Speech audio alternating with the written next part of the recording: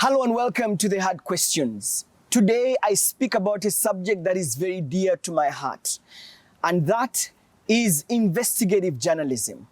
I personally believe in the power that investigative journalism has in transforming society, in holding the people in power accountable, and in calling them out. There is someone who I really celebrate on the African continent, someone who has dedicated his life to investigative journalism. He has, at some point, paid the ultimate price. He has been arrested several times, but today is here to share with us his story. On this episode of The Hard Questions, I host celebrated investigative journalist and the CEO at Tiger Eye, Aremeyaw Anas. Anas, many thanks for joining us on the show. Thank you. Thank you very much. Great. I don't know, how can I start? First of all, I want to say that I celebrate your work. I celebrate what you've done. As an investigative journalist, I know what it means to do some of these stories. We put our lives on the line. We take on people in power who have money, who have guns, and yet we stay true to the cause. And that is social justice, basically. How has it been like for you over the last, over 10 years of practice as an investigative journalist? Let's start there.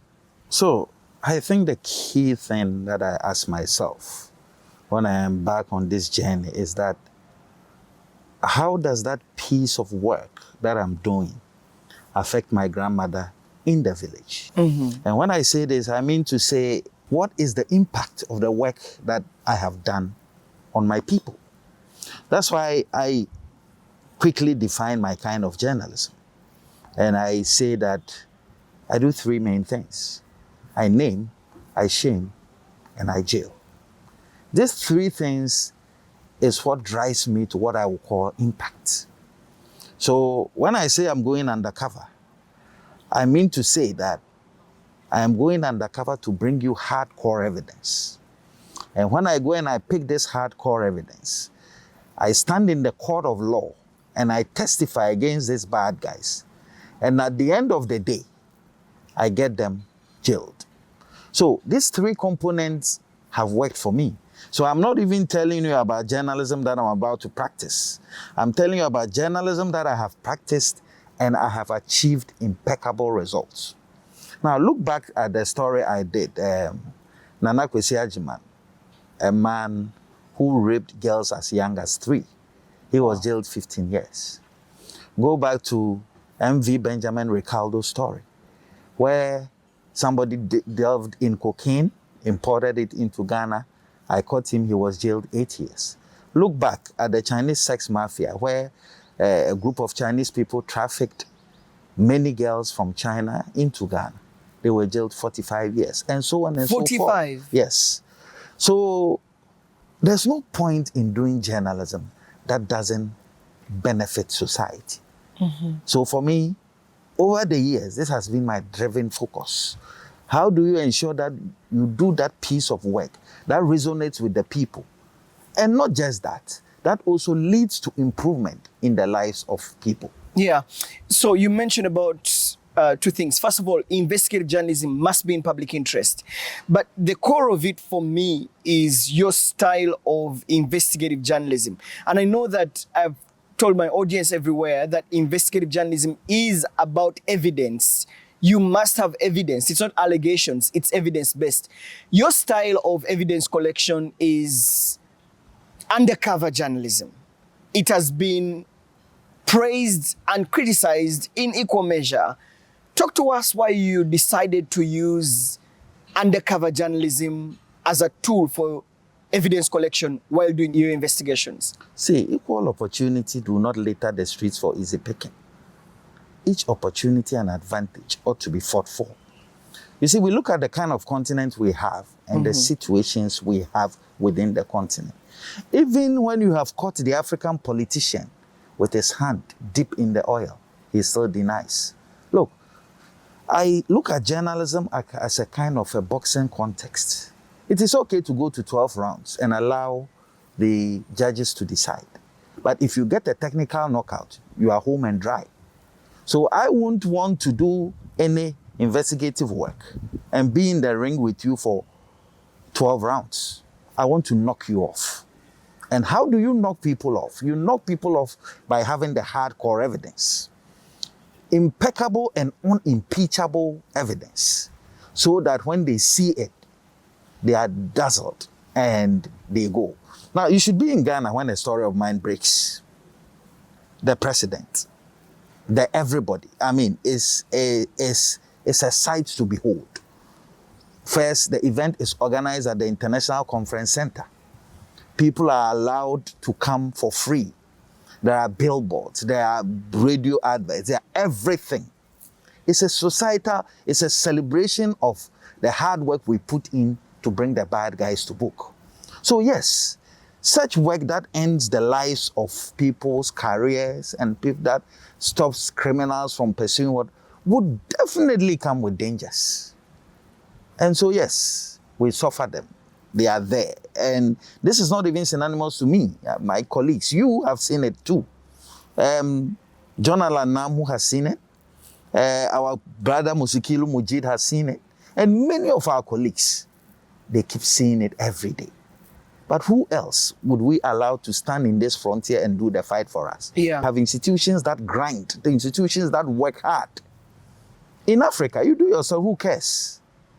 So you do that story, taking one step to meet the law enforcement agency and say, look, how do we work around this to get these people in jail? I do not believe in exclusivity at all. I believe in impact. So it doesn't matter that a police officer is sharing glory with me. And if you've seen most of my films, you would see that, indeed, it's about results. Yeah. It comes with pain, but yeah. And we'll speak to the pain just shortly. Some people have criticized undercover journalism as swaying people. I mean, your style is more of, secret filming. And, I've watched Betraying the Game, an amazing investigation that changed the whole football fraternity in Ghana. I have seen, the betrayal of the Temple of Justice that led to over 30 judges losing their jobs.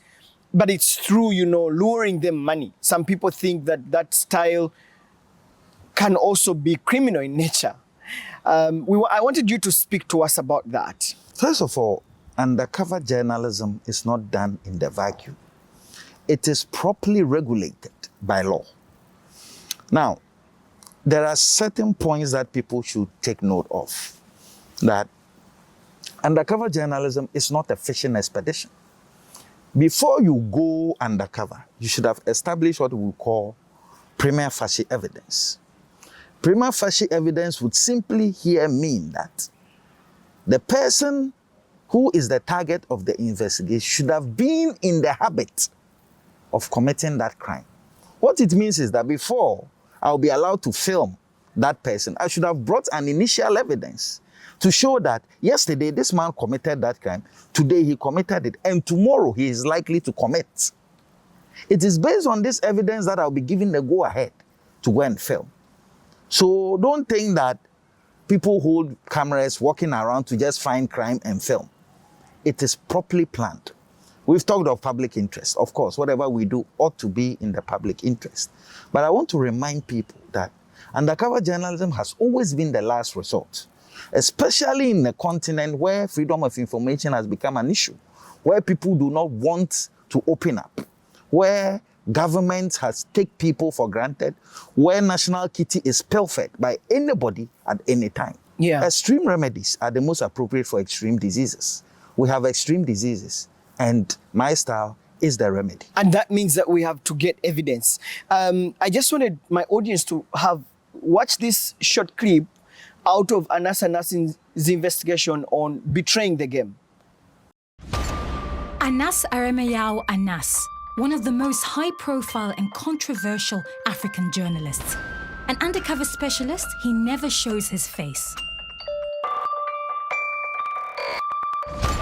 For 2 years, he's been unlocking the secrets of African football. The tension is so high. It's football, and it's Ghana. And The people have cried for far too long.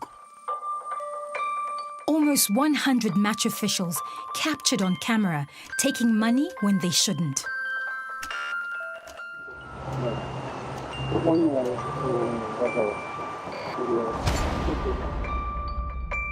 One of them, a referee, meant to be running the line at the World Cup in Russia.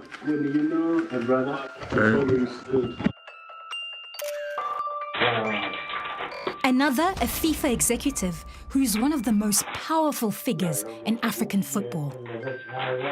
With the World Cup just days away, this is the inside story of Anas's most explosive and controversial investigation to date.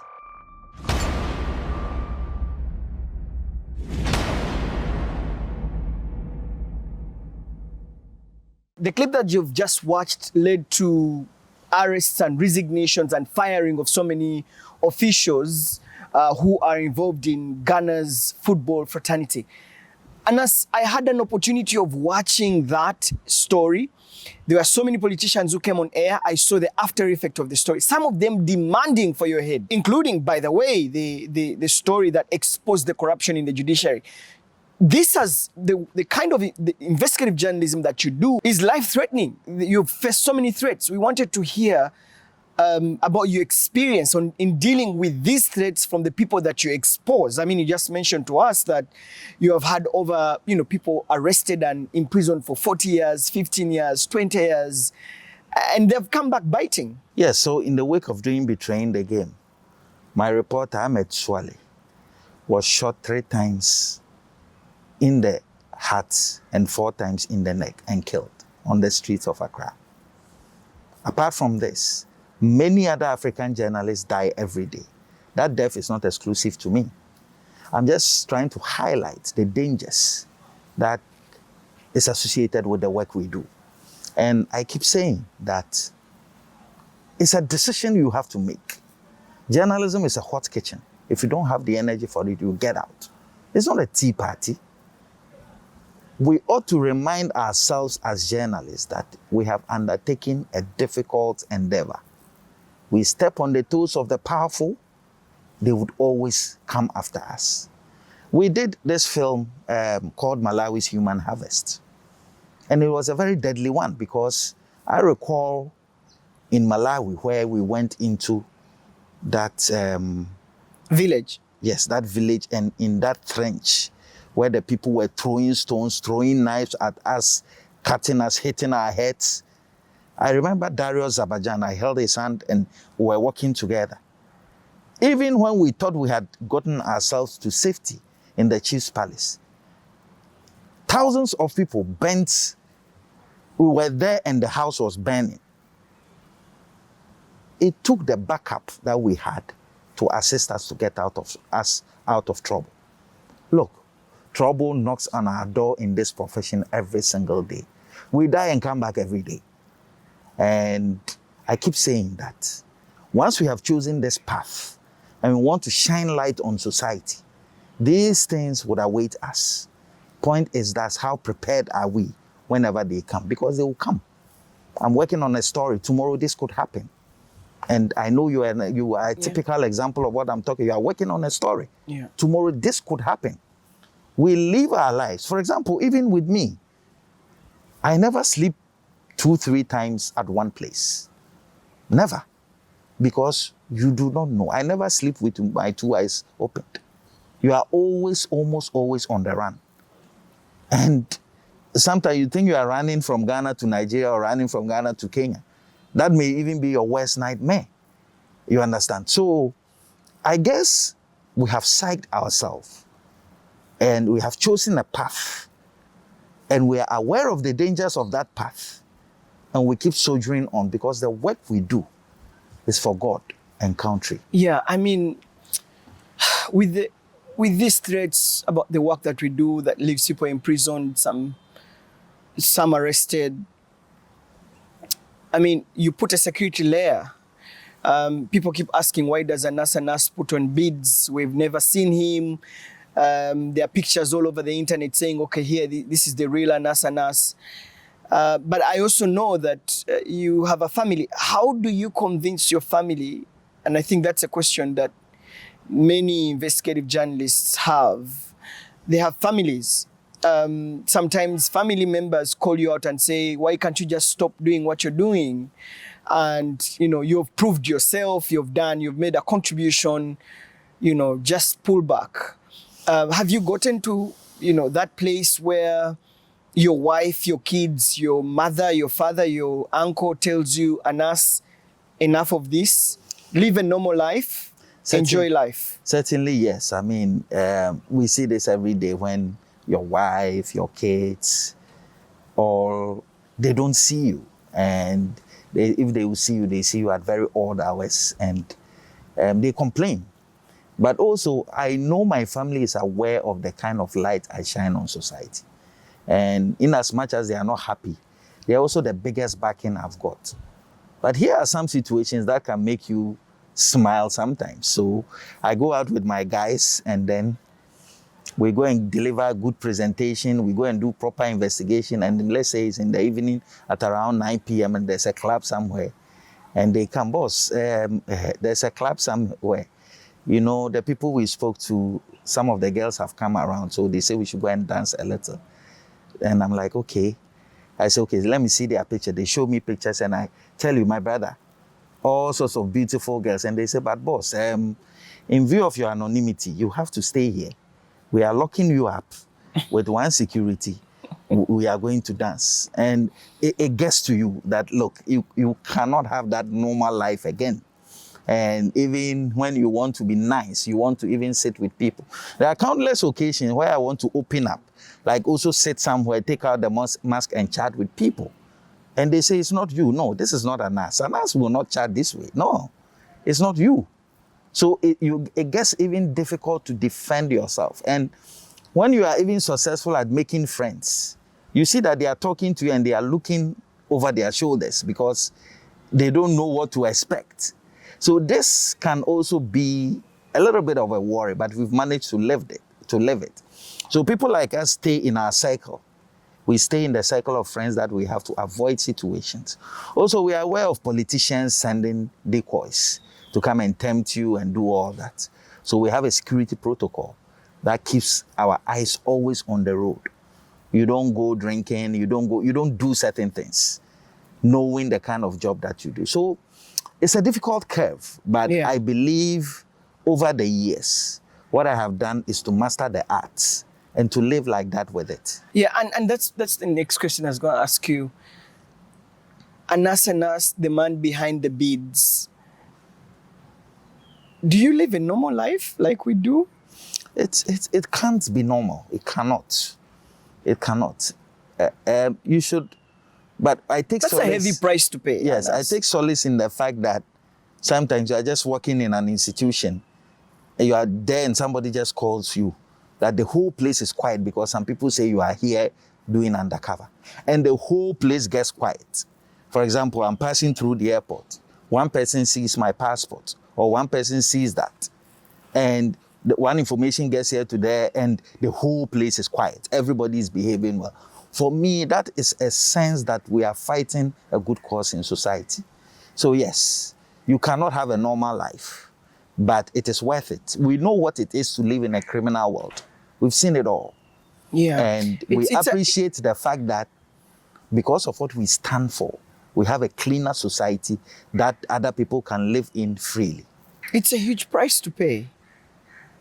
I can't imagine being like you all my life, and you have boundaries, you live within this bubble. Listen, I learned journalism under the formidable and energetic hands of Abdul Malik Kweku Baku, a journalist, a senior journalist in Ghana. And I remember when I joined the paper, we learned a lot in those days. But I knew that this is not new. The freedom I have to speak and to do the kind of work I do didn't start from my generation. People have died for it. There's the days of Kofi Kumsons and all those, Tommy Thompsons. They fought to give us the media pluralism we enjoy today. So posterity will not forgive us when it is our time to fight and we decide to shy away and go. that is not the way out. Because nobody is going to fight it for you. It is you who ought to stand and fight.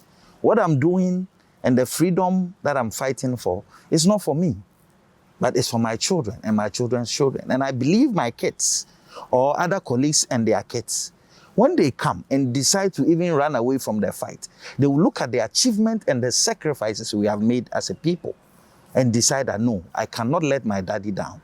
Let me fight on. So that's the spirit that keeps us going, knowing very well that other people too have lost their lives as a result of this great struggle. Yeah, and one of the people who lost their lives was your colleague, Ahmed Swale. Ahmed, May his who soul was rest in shot. peace. On 16th January 2019, Ahmed Hussein Swale, a Ghanaian investigative journalist who had collaborated with Tiger IPI and the BBC, was shot dead near his family home in Medina, Accra. The Ghana police believed he was assassinated because of his work. Did that in any way make you think twice about the nature of journalism that you do, investigative journalism, especially taking on the big boys? Did you develop cold feet or? It was a difficult curve.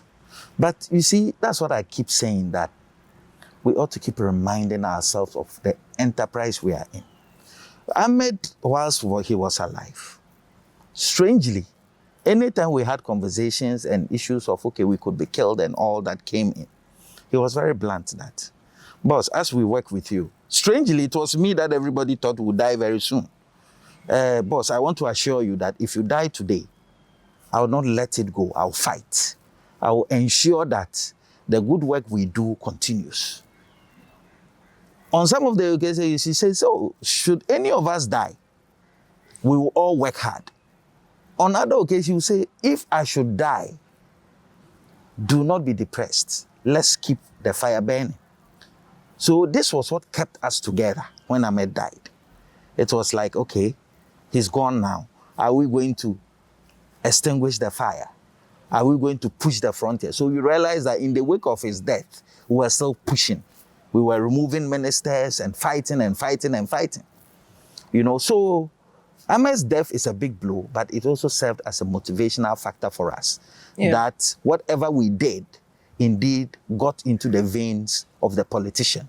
Yeah, I can't imagine what you went through. So I really want to say sorry to you and your team at Tiger Eye for losing a very core member. But yours is a very interesting story because, like you mentioned earlier, it is name, shame, and jail. You don't stop at doing these investigations. You actually go to the dock. You also have a law firm that you take these people on. That's quite interesting because from our end, you do an investigation, it airs, and you hope that, you know, a court, maybe a legal team that does public interest litigation will take up the matter, or maybe you wait for government to act. Sometimes they don't act. The story just goes, you know, just dies out, and you're thinking, I mean, I put in all this effort and nothing has been done. But for you, you go a step further to actually take some of these people to court, and you also stand in the dock and be a witness in a case. That's special. Yes, so I keep saying that my kind of journalism is a product of my society. That's why I keep saying that it is not fair for people to define what journalism is in the West and come leave it here hook, line, and sinker and expect us to follow. Look, people in the West have developed institutions. We do not. So I see nothing wrong with taking one step further to go into the court of law to testify and to have that bad guy jailed. Look, having this law firm and having all these guides were as a result of one thing. How do you impact positively on society? How do you ensure that that bad guy is not there? We can't be doing journalism in perpetuity. Correct. We ought to do journalism and see that that journalism leads to the progress of society. So if that is the case, how do you do it? So when I became a lawyer, one of the things that I was aspiring to was to have a law firm. So I got a senior colleague of mine. We came together and we established a law firm, which is called Cromwell Gray. And Cromwell Gray did a lot of work. Even when I was doing the FIFA story, Cromwell Gray was the one that led for us to sit at the FIFA adjudicating committee. And we took them on until we won the case. During the betraying the game, we had 66 lawsuits. What? We won all. 66. 66 lawsuits. We won all. And even in the judges' scandal, we even had more. We won all. The name of the game is evidence. Issues of admissibility are key to me when I'm gathering evidence, because at the end of the day, the evidence I've gathered ought to be tendered in the court of law. So I take all this into consideration. So you see, journalism ought not to be what I will call, you get up in the morning and you just want to do. We ought to plan everything we want to do. We ought to plan the beginning, and we ought to ask ourselves that, as I do this story, how does that benefit anybody? And I always use my grandma as an example, that what is the relevance of this particular story that I'm doing to my grandma in the village? So I look at how legislations are passed. If I have to ensure that the issue is discussed in Parliament, I so do. Because at the end of the day, I don't want to repeat what I keep doing. I want to leave a meaningful impact on people's minds and people's hearts. Okay. And as it's, like I mentioned earlier, I celebrate you because of the extra stuff that you do and for putting your life on the line to do this investigative journalism. It can also be very expensive to do the kind of work that you do. I mean, think about resources that you put in, you know, the law firm, the filming, the production, the travels. How do you handle? So, filming, production, let's first establish that I'm originally a print journalist. A print? Yes. Interesting. So, but because I had the penchant of keeping evidence, I went into television and then started international TV. Al Jazeera, worked with BBC, worked with many other international organizations because of the evidence I collect. So when you see video, this thing emanated from those kind of relationships I had, which also means that if it's a BBC story, then BBC is the one paying for it. If it's an Al Jazeera story, Al Jazeera is the one paying for it. But let's cut the chase and come back to our local productions. Yeah. Listen, it's not every story that requires money. It is not.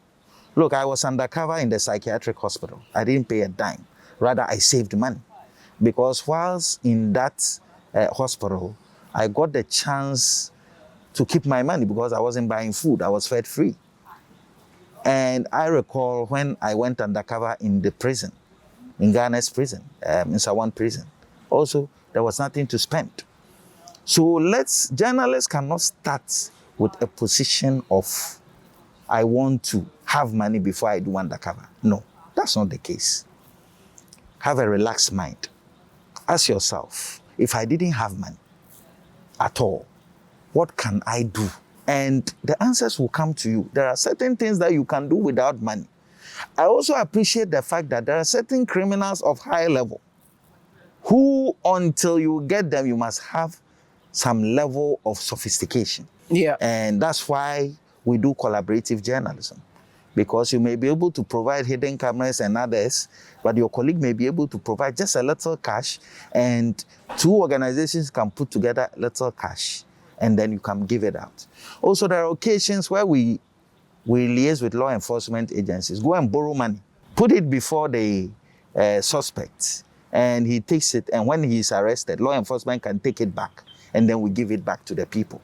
So it's not every day that you see money that the money ought to come from our pocket.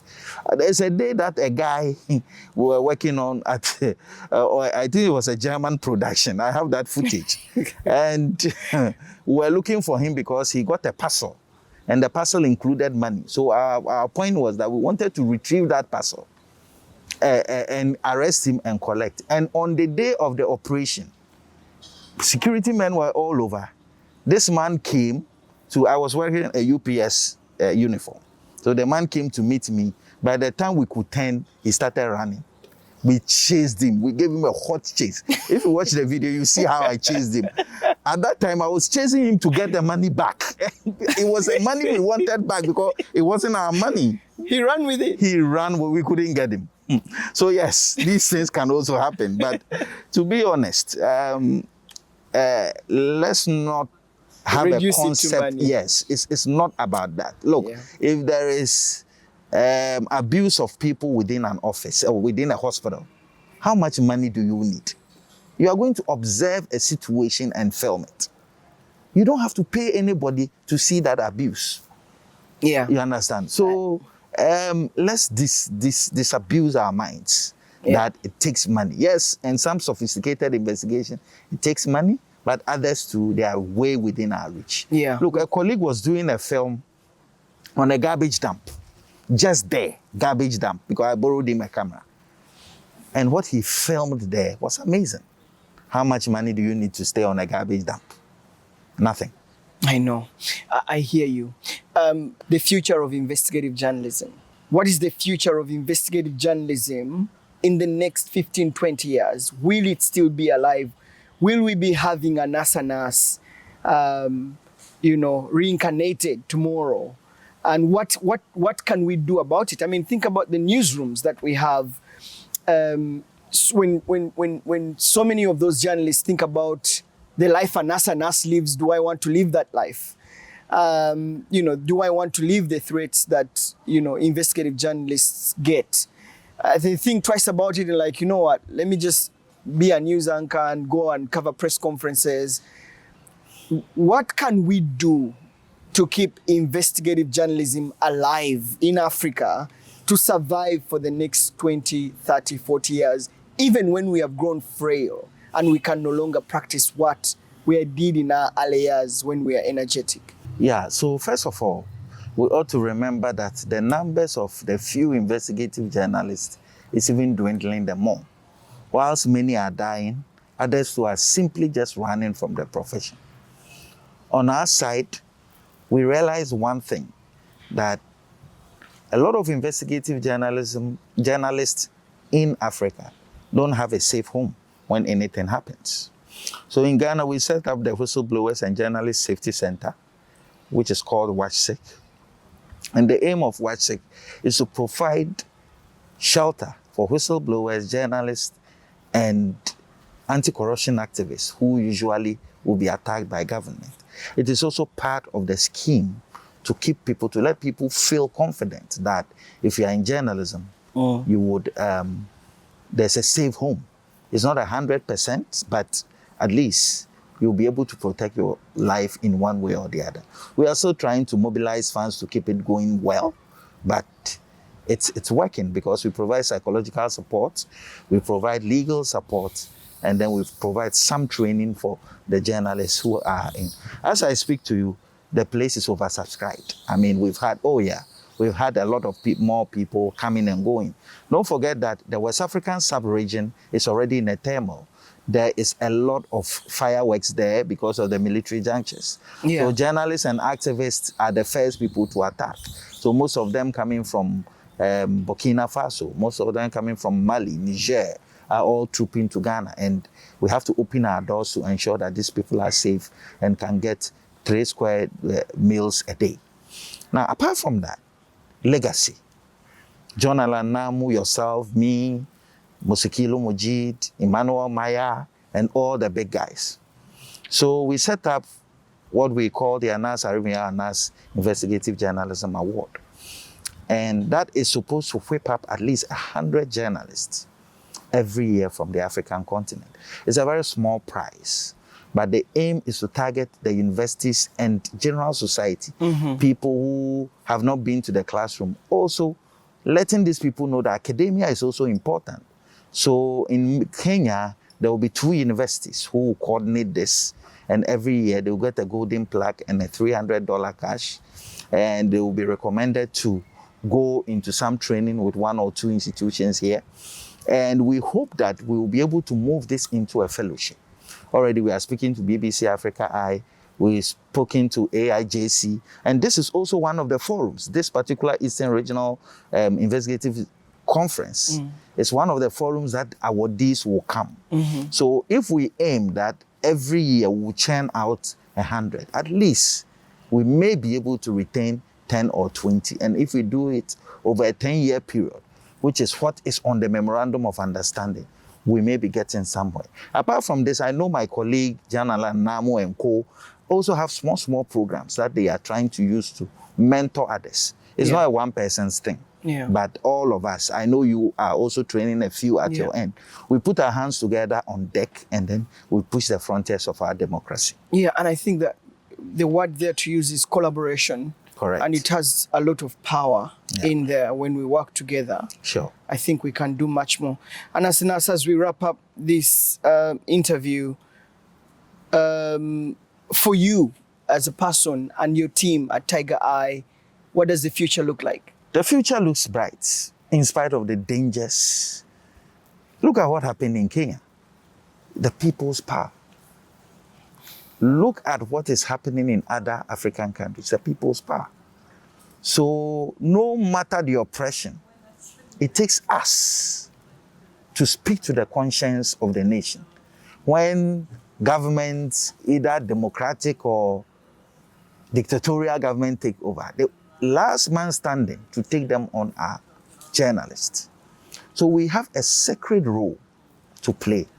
And when we decide that we are going to abandon this role, what we are actually telling people is that we are telling them to go die. And that is not good. I keep saying that people may have issues with our style and modus operandi. Me, I have always said, it's okay, you can critique my style of journalism, but I always remind you that I do what I do because it's a product of the society. If society was better, there wouldn't have been any need for me to film anybody and jail the person. Extreme remedies, which is what I practice, is the best for extreme diseases. If you are the extreme disease, I am the extreme remedy. Thank you very much. Well, I have been speaking with my very good friend, Aremeyaw Anas, celebrated investigative journalist and the CEO at Tiger Eye, who is doing an absolutely great work. He has risked it all with his team to make sure that Ghana gets some sense of sanity. He has worked on big investigations that have breast us all in Africa, including betraying the game, the body harvest in Malawi. He has worked on several projects. And I think for us, it's our role to give him his flowers when he can still smell them. So, Anas, I really celebrate you. Thank you very much for inspiring. Thank you very much. Many of us and so many on the continent. Thank you. All right. I'm Solomon Serwanja, and this is The Hard Questions.